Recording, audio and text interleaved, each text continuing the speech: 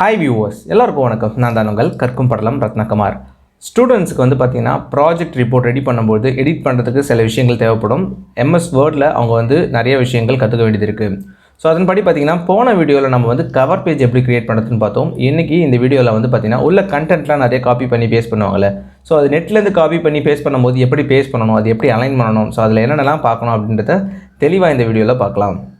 இது வரைக்கும் நம்ம சேனலுக்கு சப்ஸ்கிரைப் பண்ணாதவங்க வீடியோக்கு கீழே இருக்கிற சப்ஸ்கிரைப் பட்டனை ஹிட் பண்ணுங்கள். ஹிட் பண்ணி பக்கத்தில் இருக்கிற பெல் ஐக்கானை கிளிக் பண்ணி அதில் ஆல் ப்ரெஸ் பண்ணுங்கள்.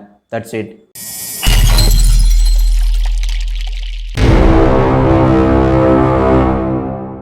இப்போ நான் வந்து பார்த்தீங்கன்னா ஒரு எம்டி டாக்குமெண்ட் ஓப்பன் பண்ணிட்டேன். ஸோ அது உங்களுக்கு தெரியும்.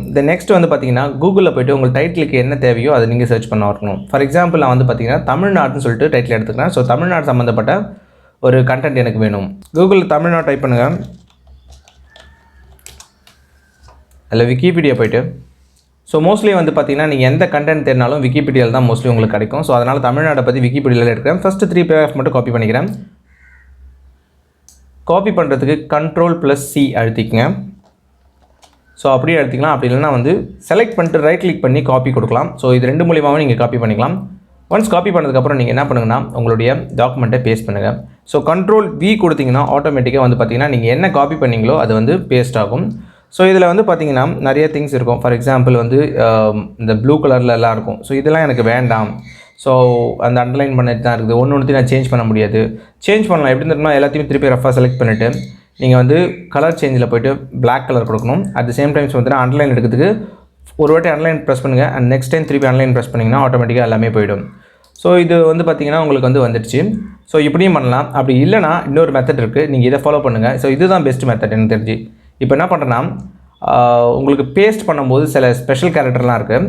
அதை நீங்கள் எங்கே செக் பண்ணலான்னு பார்த்தீங்கன்னா ஹோம் டேப்பில் பேஸ்ட்டுன்னு இருக்கும். ஸோ அது கீழே வந்து பார்த்திங்கன்னா சின்ன ஏரோ மார்க் இருக்கும். ஸோ அதில் போய்ட்டு நீங்கள் அதை கிளிக் பண்ணிங்கன்னா ஒரு 3 ஆப்ஷன்ஸ் காட்டும். அந்த 3 ஆப்ஷன்ஸோட ப்ரிவியூ பார்க்கறதுக்கு ஜஸ்ட் நீங்கள் என்ன பண்ணணும்னா உங்களோட கர்சரை தூக்கிட்டு போய்ட்டு அந்த ப்ரிவியூ ஆப்ஷன்ஸில் வைங்க.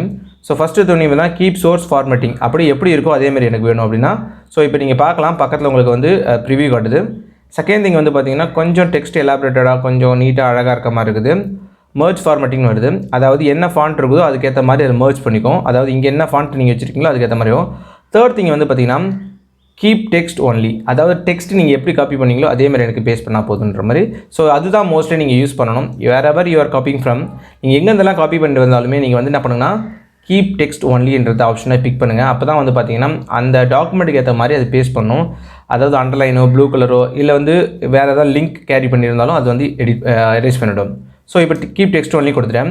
இப்போ இதில் வந்து பார்த்திங்கன்னா நம்ம வந்து ஃபஸ்ட் ஸ்டார்டிங்கில் வந்து இதை கலர் சேஞ்ச் பண்ணோம். ஆனாலும் வந்து பார்த்திங்கன்னா நீங்கள் கிட்ட போகும்போது ஒவ்வொரு லைனுக்கும் பேக்ரவுண்டில் லிங்க் ஃபாலோ பண்ணணும்னு சொல்லுவாங்க. அந்த லிங்க்கை நீங்கள் ஓப்பன் பண்ணணும்னா கண்ட்ரோல் எழுதிட்டு கிளிக் பண்ணிங்கன்னா ஆட்டோமேட்டிக்காக லிங்க் ஓப்பன் ஆகும். ஸோ இந்த மாதிரி இருந்ததுன்னா வேர்ட் டாக்குமெண்ட் எடிட் பண்ணும்போது ரொம்ப கஷ்டமாக இருக்கும். ஸோ அதனால் என்ன பண்ணுறேன், இதை நான் எரேஸ் பண்ணிக்கிறேன். நான் சொன்ன மாதிரி என்ன பண்ணுங்கன்னா கீப் ஒன்லி டெக்ஸ்ட் மட்டும் எப்பயுமே ப்ரிஃபர் பண்ணுங்கள். அப்போ தான் உங்களுக்கு வந்து ஈஸியாக இருக்கும். ஓகே, இப்போ நம்ம டெக்ஸ்ட்டு ப்ரிஃபர் பண்ணியாச்சு. ரெண்டாவது ஒன்று என்ன பண்ணணும்னா திருப்பி எல்லா டெக்ஸ்ட்டையும் செலக்ட் பண்ணுங்கள். செலக்ட் பண்ணிட்டு அன்வான்ட் ஸ்பேசிங்ஸ்லாம் நீங்கள் எடுக்கணும். ஃபார் எக்ஸாம்பிள் வந்து பார்த்தீங்கன்னா இந்த இடத்துல ஒரு அன்வான்ட் ஸ்பேசிங் இருக்குது, இந்த இடத்துல ஒரு அன்வான்ட் ஸ்பேசிங் இருக்குது. ஸோ இதை ரிமூவ் பண்ணுறதுக்கு ஜஸ்ட் நீங்கள் வந்து என்ன பண்ணலாம்னா பேக்கில் வந்துக்கலாம். இதை ரிமூவ் பண்ணுறதுக்கு பேக்கில் வந்துக்கலாம். அதாவது அந்த கர்சர் அங்கே வச்சுட்டு பேக் ஸ்பேஸ் எடுத்திங்கன்னா அந்த லைன் டெலிட் ஆகிடும். ஸோ இப்போ நான் ஆனாலும் இந்த லைன் இருக்குது. இந்த லைனை வந்து பார்த்திங்கன்னா சம்திங் அதாவது செலக்ட் பண்ணும்போது 2 லைனாக இருக்க மாதிரி இருக்குது. அதேமாதிரி இங்கேயும் செலக்ட் பண்ணும்போது 2 லைன் ஆகுது. எனக்கு இதெல்லாம் வேண்டாம். ஸோ அதனால் என்ன பண்ணுங்கள், ஃபஸ்ட்டு எல்லாமே செலக்ட் பண்ணுங்கள். ஹோலாக செலக்ட் பண்ணிட்டு அந்த அன்வான்ட் லைன்ஸ்லாம் இருந்துச்சுன்னா அதை டெலிட் பண்ணிடலாம். பட் இந்த மாதிரி இருந்ததுன்னா எப்படி பண்ணுறது அப்படின்னா ரொம்ப சிம்பிள். நீங்கள் வந்து உங்களுடைய அந்த வேர்ட் டெக்ஸ்ட்டு எடிட் பண்ணக்கூடிய நிறைய டூல்ஸ்லாம் இருக்குல்ல, அது பக்கத்துலேயே வந்து பார்த்திங்கன்னா உங்களுக்கு வந்து பேராகிராஃப் டூல்ஸ் இருக்கும். ஸோ அந்த பேராகிராஃப் டூல்ஸில் வந்து alignment, line spacing, bullet points, so இந்த மாதிரி நிறைய விஷயங்கள் நீங்கள் பார்க்கலாம். ஸோ அதில் வந்து பார்த்திங்கன்னா உங்களுக்கு வந்து இந்த மாதிரி line spacing, line and paragraph spacing இருக்கும். ஸோ அதை டவுனில் கிளிக் பண்ணுங்கள். கிளிக் பண்ணிங்கன்னா இங்கே ரிமூவ் ஸ்பேஸ் ஆஃப்டர் பேராகிராஃப், அதாவது ஒரு பேராகிராஃப்க்கு முடிகிற லாஸ்ட் லைனில் வந்து பார்த்திங்கன்னா ஒரு ஸ்பேஸ் இருக்கும். அந்த ஸ்பேஸை நான் ரிமூவ் பண்ண போகிறேன் அப்படின்றது அர்த்தம். ஸோ இப்போ கிளிக் பண்ணிவிட்டு ரிமூவ் பண்ணியாச்சு. இப்போ ரிமூவ் பண்ண உடனே பார்த்திங்கன்னா உங்களுக்கு வந்து உங்களுடைய கண்டென்ட் வந்து அழகாக வந்து க்ளோஸ்டாக இருக்குது. இதுக்கப்புறம் நம்ம எடிட் பண்ணுறது ரொம்ப ஈஸியாக இருக்கும். ஏன்னா வந்து அன்வான்ட் திங்ஸ் நம்ம காப்பி பண்ணி பேஸ்ட் பண்ணும்போது வந்து அன்வான்ட் திங்ஸ் எல்லாத்தையுமே நம்ம வந்து எடுத்தாச்சு. இதுக்கப்புறம் நம்ம எடிட் பண்ணுறதை பொறுத்து தான் வந்து அதனுடைய டெக்ஸ்ட்மெண்ட் அலைன்மெண்ட் வந்து அழகாக இருக்கும்.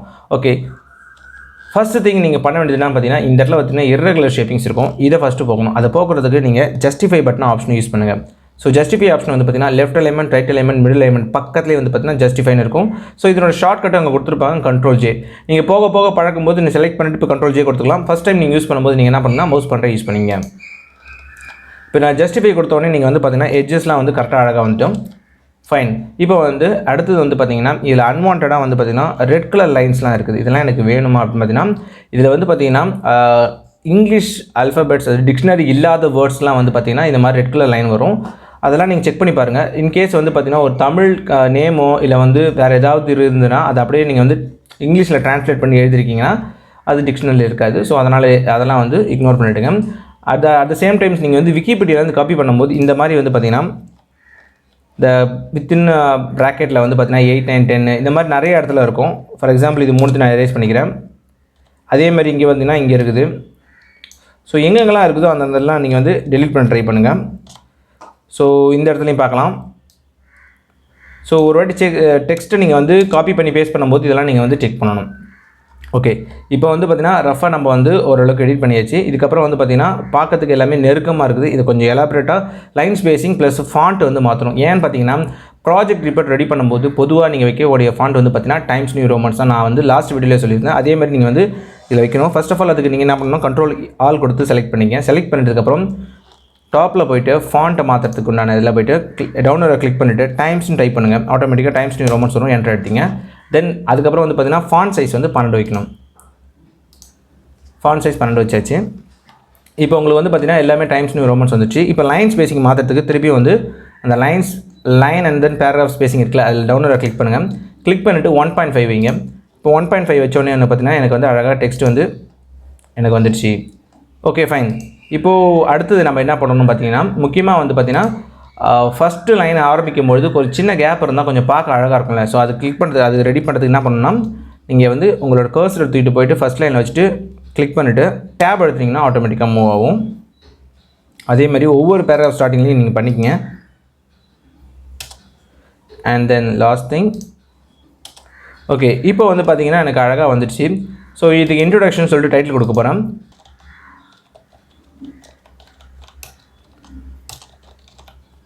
ஓகே, இப்போ இன்ட்ரோடக்ஷன் அழுத்தியாச்சு. பட் ஆனால் வந்து பார்த்தீங்கன்னா இன்ட்ரோடக்ஷன் வந்து எனக்கு வந்து போல்டாக வேணும் ப்ளஸ் கேபிட்டல் லெட்டரில் வேணும்னா ஸோ இன்ட்ரோடக்ஷன் செலக்ட் பண்ணிக்கங்க. ஸோ எடிட் டூல்ஸில் போய்ட்டு போல்டு கொடுத்துங்க. அண்ட் தென் கேப்ஸ் வரதுக்கு இந்த இடத்துல ஏ இருக்குல்ல, இதை ஆப்ஷனை யூஸ் பண்ணி நீங்கள் என்ன பண்ணால் அப்பர் கேஸ் யூஸ் பண்ணிங்க. ஸோ அப்பர் கேஸ் யூஸ் பண்ணால் ஆட்டோமேட்டிக்காக கேப்ஸாக மாறிடும். ஸோ சிம்பிளாக நீங்கள் இந்த மாதிரி வந்து பார்த்தீங்கன்னா நம்ம இதில் என்னென்ன பார்த்தோம்னா வந்து லைன் ஸ்பேசிங் பார்த்தோம், அந்த ரிமூவ் அன்வான்ட் ஸ்பேசிங்கை பார்த்தோம். மூணாவது வந்து பார்த்திங்கன்னா ஜஸ்டிஃபை, அப்புறம் வந்து ஃபாண்ட் சைஸ் மாற்றுறது, அந்த ஃபாண்ட் மாற்றுறது, இதெல்லாம் பார்த்தோம். ஸோ இது வந்து ரொம்பவே முக்கியமாக இருக்கும். நீங்கள் வந்து கரெக்டாக இந்த லைன் இதெல்லாம் ஃபாலோ பண்ணிங்கன்னா மட்டும்தான் வந்து இதுதான் அலைன்மெண்ட், இதுதான் வந்து ப்ராப்பராக அலைன் பண்ணுறது.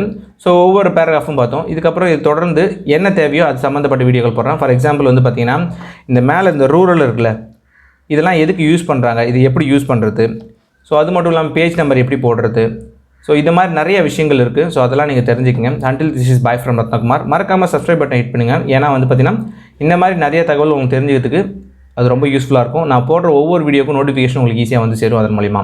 தேங்க்யூ.